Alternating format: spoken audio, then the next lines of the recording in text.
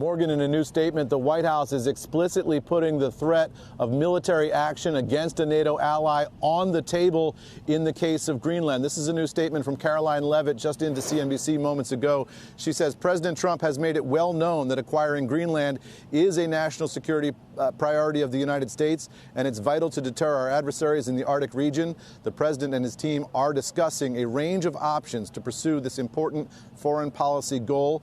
And of course, utilizing the U.S. military is always an option at the commander-in-chief's disposal. Now, this statement from Caroline Leavitt following on some reporting from Reuters news service just within the past half hour or so. Reuters reporting earlier that the president and his team are discussing a range of options for acquiring Greenland, and that utilizing the military is an option. Leavitt's statement now putting that on the record. The president and his advisors, according to Reuters, are discussing options including purchasing the territory from Denmark or forming a compact of free association with the island. Those steps obviously below the threshold of military activity. The president would like to acquire Greenland during his current term in office, a senior official tells Reuters, and the president has made clear that acquiring Greenland is a national security priority that a senior U.S. official says is not going away anytime soon. Now, we saw the Prime Minister of Denmark, which controls Greenland, putting out a statement over the past 24 hours, Morgan, saying that any military action against Greenland by the United States would mean the end of NATO. NATO, of course,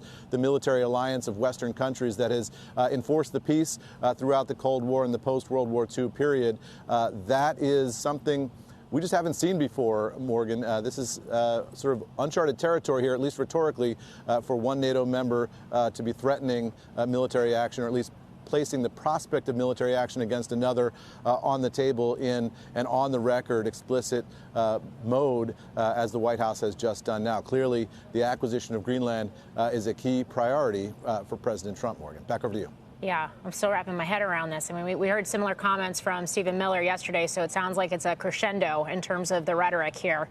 Eamon Javers, thank you for bringing us. They seem to be amping up the pressure. Yeah. Yep. I was just going to say this. They do seem to be amping up the pressure. Yesterday, we saw Stephen Miller sort of refusing to take military action off the table.